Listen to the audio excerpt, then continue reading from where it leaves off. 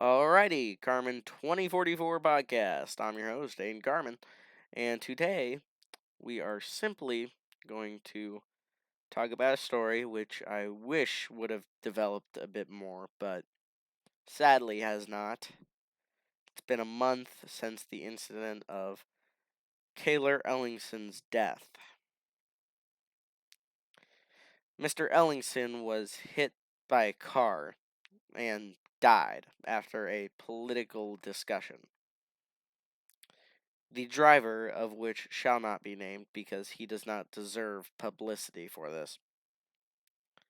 The driver hit Mr. Ellingson with his car after a political discussion, and allegedly had to say that because of YouTube. Allegedly, the driver was under the influence of alcohol.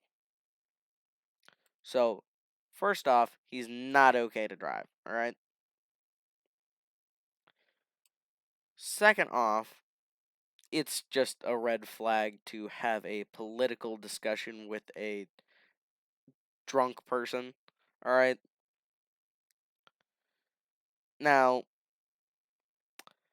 the driver, after this political discussion, claims that Mr. Ellingson called some of his friends and said that they were going to jump the driver. Now, this is not confirmed or denied, but all I will say is it is normal for a person to get a call on their phone that isn't about jumping a person that you just met and had a political discussion about. Just because they are under the influence made them think irrationally.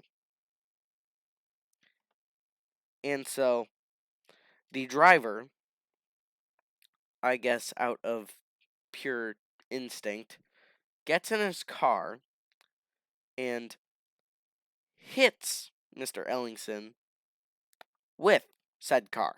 Keep in mind, he is still under the influence of alcohol, and this is still illegal.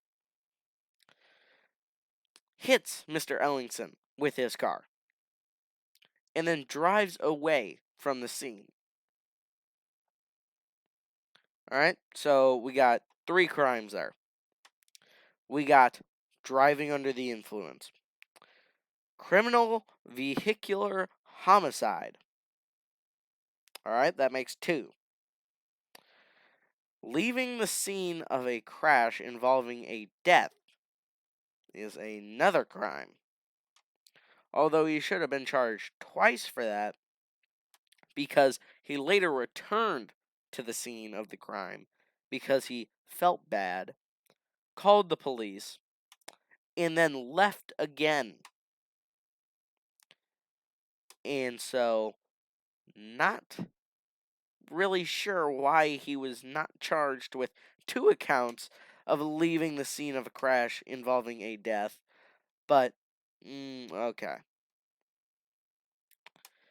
But according to a report from the North Dakota Highway Patrol, Brandit is out of jail on a $50,000 bond. Only $50,000. He was not fined five to $20,000 for leaving the scene of a crime. He was not fined for driving under the influence. No, he was only set a $50,000 bail bond. Excuse me? That does not seem correct. He committed 3 crimes, 4 if you count the second act of leaving the scene of the crash, of which I would have. But he was charged with 3 crimes and let out on a $50,000 bail bond. Excuse me? Only $50,000. $50,000 is the minimum bail bond that you can get for vehicular manslaughter or vehicular homicide in North Dakota.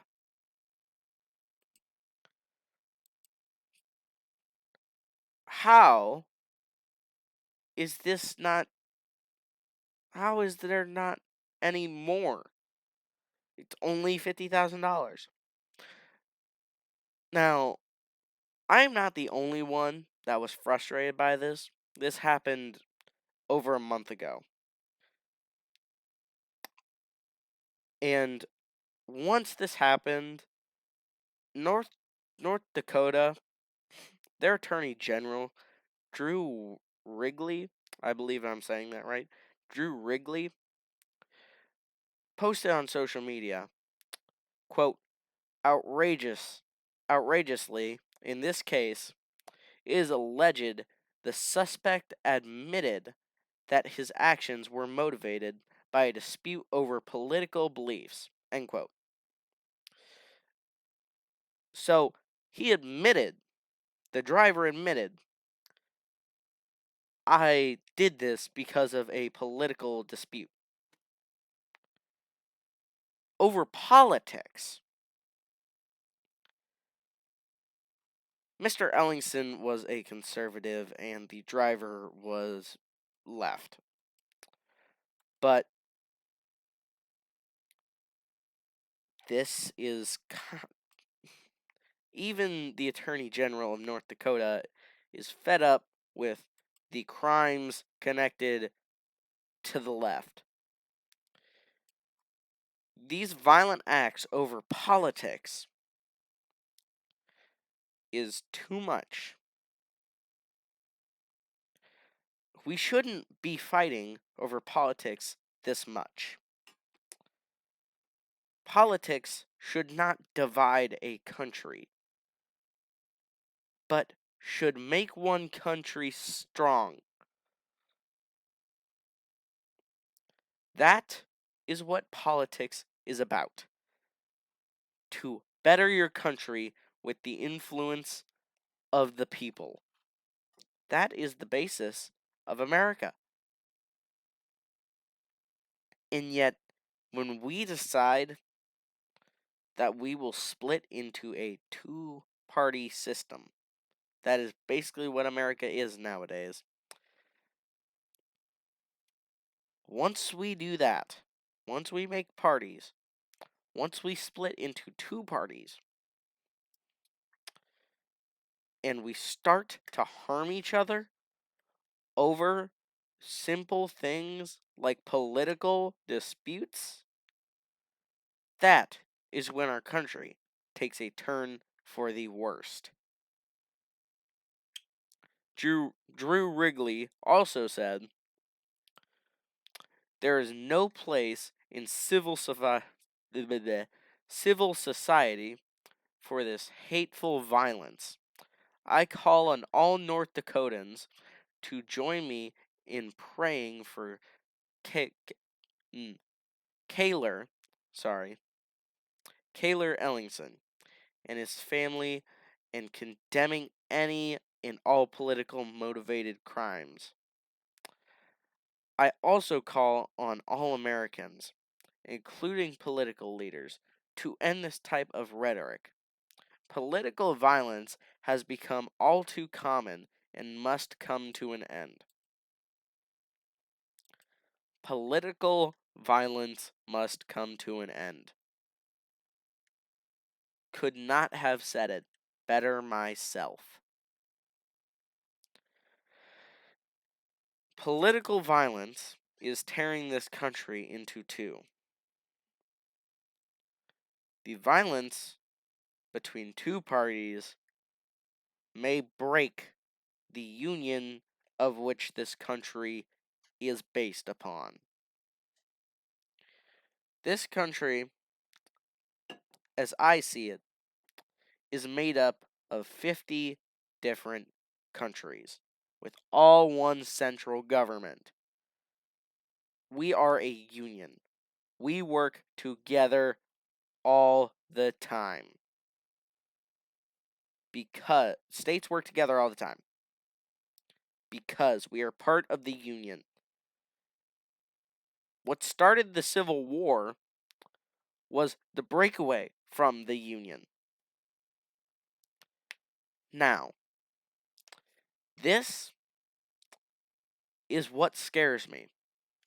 The fact that we are that we are causing big amounts of violence because of politics is insane to me.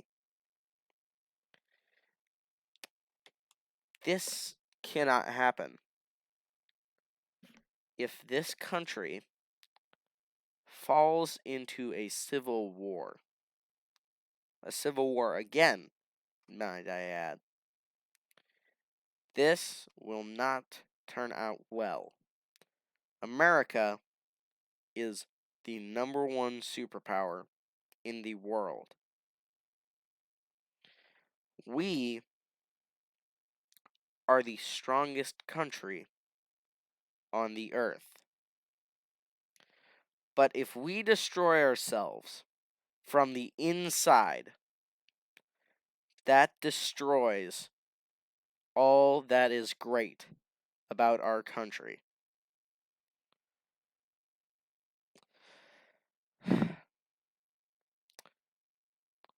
I do pay respects to Mr. Ellingson and his family. I hope that they're able to confront the death and make peace with the time that they had with him. This has been the Ghost Cat Podcast.